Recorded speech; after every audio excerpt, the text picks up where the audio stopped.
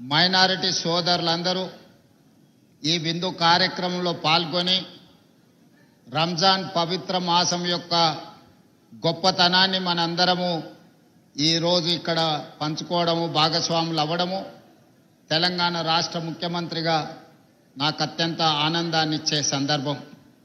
రంజాన్ కేవలం ఒక పండుగ మాత్రమే కాదు, మనకు విలువలను గుర్తు చేసే ఒక పవిత్ర మాసం.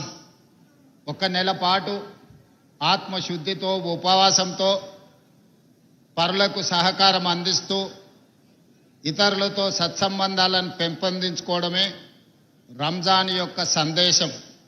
అలాంటి పవిత్రమైన రంజాన్ మాసం సంవత్సరంగా ప్రతి సంవత్సరం ప్రభుత్వం ఇఫ్తార్ విందు ఏర్పాటు చేయడం, మీరందరూ రావడం సంతోషం.